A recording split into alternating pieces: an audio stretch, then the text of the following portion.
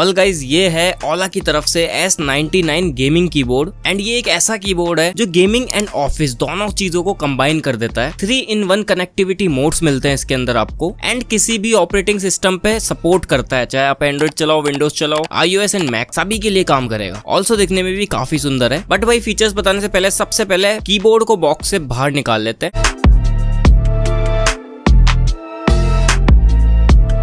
ऊपर हमारा पन्नी में लिपटा हुआ कीबोर्ड आ जाता है एंड ये एक टाइप सी चार्जिंग केबल आ जाती है। बेसिकली चार्जिंग एंड कनेक्टिंग दोनों का काम करेगी। केबल की लेंथ भी नो डाउट काफी बढ़िया है। बाकी तो बॉक्स के अंदर एक यूजर मैनुअल आती है जिसकी आपको जरूरत नहीं है, सब बता दूंगा कीबोर्ड के बारे में। अभी हमारे कीबोर्ड को पन्नी से बाहर निकालते हैं तो ये आ जाता है हमारा सुंदर सुंदर क्यूट सा क्रीमी कलर में गेमिंग कीबोर्ड। अब वैसे ये जो कीबोर्ड है ना, मेम्ब्रेन कीबोर्ड है, बट ट्रस्ट मी इस बजट में अलग ही लेवल का एक्सपीरियंस देगा आपको। एंड मेम्ब्रेन में भी ये वर्ल्ड का सबसे पहला ऐसा कीबोर्ड है जिसके अंदर सिलिकॉन मेम्ब्रेन का यूज हुआ है। बाकी कीबोर्ड जो लुक देता है ना, वो एकदम ही रेट्रो लुक फील देता है ये कीबोर्ड। बाकी तो भाई यहाँ पर ओवरव्यू की बात करूं तो ऊपर की तरफ आपको ये मल्टीमीडिया कीज मिल जाते हैं सारे एंड ये 99 कीज लेआउट के साथ में आता है। इधर आपको एक वॉल्यूम कंट्रोल नॉब मिल जाता है। बाकी साइड से कुछ ऐसा लेआउट है एंड लिटरली ना काफी कॉम्पैक्ट साइज में आता है। लाइक 100 कीज वाले जो कीबोर्ड होते हैं ना, बहुत बड़े बड़े होते हैं, बट यहाँ पे कीज की एडजस्टिंग कुछ इस टाइप से कर दी कि भाई साइज छोटा हो गया है। बाकी कीबोर्ड पूरा प्लास्टिक बिल्ड में आता है, कोई मेटल वेटल का बिल्ड नहीं है कहीं से भी। ऊपर की तरफ आपको टाइप सी पोर्ट मिल जाता है, इधर ऑन ऑफ स्विच मिल जाता है, पीछे डोंगल भैया लगे हुए हैं, इधर इसको आप निकाल सकते हो। बाकी नीचे की तरफ रबर पैडिंग्स मिलती हैं 4 एंड आप 2 साइजेस में इसको अपलिफ्ट कर सकते हो टाइपिंग एंड गेमिंग के लिए अपनी सहूलियत के साथ। बाकी साइड से एलिवेशन दिखा देता हूँ। फर्स्ट पे कुछ इतना आ रहा है एंड सेकंड पे कुछ इतना आ रहा है। मेरे लिए सेकंड ज्यादा बेटर ऑप्शन है। बाकी भाई कीबोर्ड में फ्लैक्स भी कुछ ऐसा खास नहीं है। मेम्ब्रेन कीबोर्ड्स में तो बहुत ज्यादा फ्लैक्स होता है, बट इसमें इतना नहीं है। बाकी की कैप्स की बात करूँ ना, तो मैंने काफी सारे मेम्ब्रेन कीबोर्ड्स यूज किए, उनमें जो की कैप्स होते हैं फील होते हैं भाई मतलब चीप टाइप के एंड प्लास्टिक टाइप के, बट यहाँ पर की कैप्स का खेल थोड़ा अलग है। पहली बात तो ये बॉल्स की कैप है। बॉल्स की कैप क्या होता है, एक अंदर गड्ढा टाइप का होता है, तो आपके हाथ एकदम फिट बैठ जाते हैं एंड जो एजेस होते हैं वो शार्प नहीं होते, तो काफी स्मूथ फील होते हैं। बाकी ग्रिप तो अच्छी बनी जाती है, तो इन टाइपिंग एंड इन गेमिंग दोनों में अच्छा परफॉर्म करेंगे। इसके अलावा भाई यहाँ पर जो खूबसूरती है ना इसकी, लाइक कुछ बटन्स आपको पर्पल कलर में देखने को मिल जाते हैं, कुछ लाइट ब्लू में मिल जाते हैं, कुछ व्हाइट में, आई मीन क्रीम कलर में, तो ये इसका लुक एकदम ही डिफरेंट कर देते हैं। एंड सुंदरता में तो 10 आउट ऑफ 10 देता हूं मैं इसको। बाकी वीडियो में आगे बढ़ने से पहले ना आवाज सुना देता हूँ कीबोर्ड की।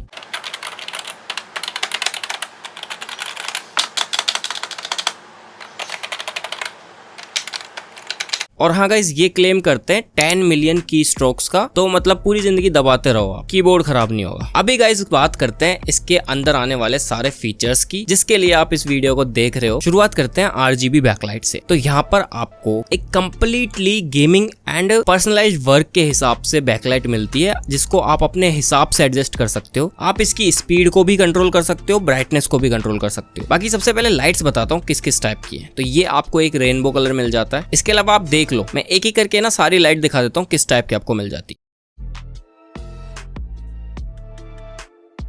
इसके अलावा इसकी लाइट्स को आप एडजस्ट कर सकते हो। FN प्लस अप एरो दबाओगे तो आप ब्राइटनेस को कंट्रोल कर पाओगे, ब्राइटनेस ज्यादा एंड कम कर सकते हो डाउन एरो से। इसके अलावा FN plus right arrow and left arrow से आप स्पीड को एडजस्ट कर सकते हो लाइट की को, लाइक ब्लिंकिंग या फिर ब्रीदिंग की स्पीड को कम ज्यादा करना हो। अराउंड यहाँ पर ना 16 तरह की अलग अलग प्रीसेट लाइटनिंग इफेक्ट्स हैं, तो आप अपने हिसाब से कोई भी यूनिक इफेक्ट क्रिएट कर सकते हो अपने लिए। बाकी यहाँ पर 3 आपको जो बटन देखने को मिल जाते हैं ना ऊपर, M1, M2, M3, ये basically office mode end game mode है। यहाँ पर ऑफिस मोड में तो आप इसको बीच वाले को प्ले पॉज के लिए यूज में ले सकते हो, M1 को आप प्रीवियस सॉन्ग या प्रीवियस कुछ भी, एंड जो M3 है उसको आप नेक्स्ट के लिए काम में ले सकते हो। बट ये गेमिंग मोड में मैक्रो कीज का काम करेंगे। लाइक जैसे M1 है, उसमें आपको कस्टमाइजेशन करने के लिए क्या करना है, simply FN plus INS button को दबाओ, तीनों ये जो लाइट है ना ब्लिंक करने लग जाएंगी, तो ये बेसिकली रिकॉर्डिंग स्टेट में आ जाएगा। अब आपको क्या करना है, M1 को सिंगल प्रेस कर दो, ठीक है। अब जो तीनों लाइट्स फ्लैश कर रही थी ये थोड़ा सा फास्ट फ्लैश करना स्टार्ट कर देंगी। इसके बाद जैसे कि मैं कोई भी कॉम्बिनेशन दबा देता हूँ यहाँ पर आपके सामने।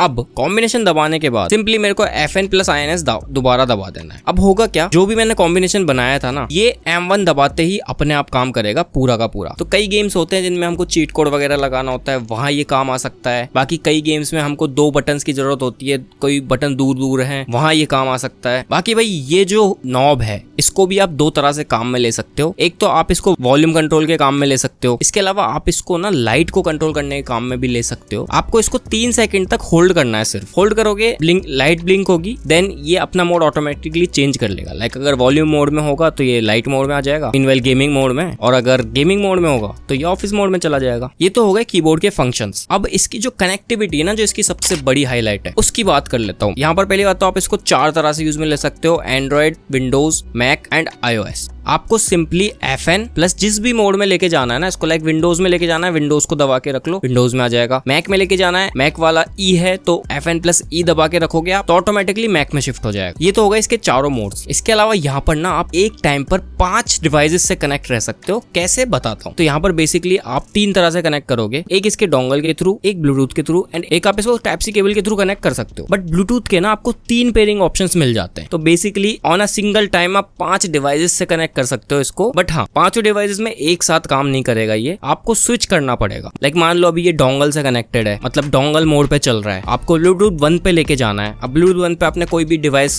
सेट कर रखा है, लाइक फोन है, तो आपको क्या करना है, FN प्लस ब्लूटूथ 1 दबा के रखना है। ये पेयरिंग मोड में जाएगा। अगर ऑलरेडी पेयर्ड होगा डिवाइस तो उससे डायरेक्टली कनेक्ट हो जाएगा, वरना आपको पेयर कर लेना है। सेम एज अगर किसी और डिवाइस से कनेक्ट कर रखा है तो ब्लूटूथ 2 में आप दबा सकते हो, तो ब्लूटूथ 2 से जो भी कनेक्टेड होगा वहां शिफ्ट हो जाएगा। ऑल्सो मैंने इसको अपने फोन से भी पेयर करके देखा था, आप देख सकते हो अच्छे से काम कर रहा है, कोई दिक्कत वाली बात नहीं। सो गाइस, ये था ओवरऑल लुक एंड फीचर्स इस कीबोर्ड के। अभी बात करते हैं मेरे ओवरव्यू की कि मेरे को ये कीबोर्ड कैसा लगा। सो गाइस, नो डाउट जिस प्राइस में ये आ रहा है ना, वैसे इसका प्राइस अराउंड 2200 रुपीज के आसपास है। तो इस बजट में डेफिनेटली ये कीबोर्ड वर्थ इट है उन लोगों के लिए जिनको एक तो मल्टीपल डिवाइस कनेक्टिविटी चाहिए, दूसरा कॉम्पैक्ट कीबोर्ड चाहिए, एंड तीसरा उनको वो खटखट नहीं पसंद मैकेनिकल कीबोर्ड, उनको एकदम साइलेंट कीबोर्ड चाहिए प्रीमियम कैटेगरी में, वो इसके साथ जा सकते हैं। लाइक सभी को मैकेनिकल कीबोर्ड तो पसंद नहीं होते, तो उनके लिए डेफिनेटली वर्थ इट है ये चीज। सबसे अच्छी चीज इसकी जो मेम्ब्रेन है ना, वो सिलिकॉन वाली है, नॉर्मल कीबोर्ड्स में जो आती है उससे काफी प्रीमियम कैटेगरी में। तो जो मेरा ओपिनियन है, अगर आपका बजट 2000 रुपए के आसपास है एंड आप स्पेसिफिकली मेम्ब्रेन कीबोर्ड ही लेना चाहते हो, बट आप परेशान हो चीप टाइप के कीबोर्ड से जो जल्दी खराब हो जाते हैं एंड कोस्टिंग इश्यूज वगैरह बहुत कुछ आता है उसमें, देन डेफिनेटली मैं रिकमेंड करता हूँ आप इसको ले सकते हो, नो डाउट। बाकी मैंने इस कीबोर्ड का लिंक आपको डिस्क्रिप्शन में डाल दिया है, वेबसाइट का भी डाल दूंगा एंड Amazon लिंक भी डाल दूंगा, जहां से भी आपको ठीक लगे वहां से परचेस कर सकते हो। 1 साल की आपको शायद वारंटी मिल जाती है। अगर आपको वीडियो पसंद आई तो लाइक करना, नीचे कमेंट्स में मेरे को बताओ कैसा लगा आपको ये रेट्रो लुक गेमिंग कीबोर्ड। और हाँ, इस कीबोर्ड से रिलेटेड कोई भी क्वेरी है ना जो रह गई है, जो मैं नहीं बता पाया, वो आप नीचे कमेंट्स में पूछ सकते हो, मैं आपको डेफिनेटली रिप्लाई कर दूंगा। बाकी आज की इस वीडियो में इतना ही, मैं मिलता हूँ जल्दी किसी नई वीडियो में किसी नए गैजेट के साथ में।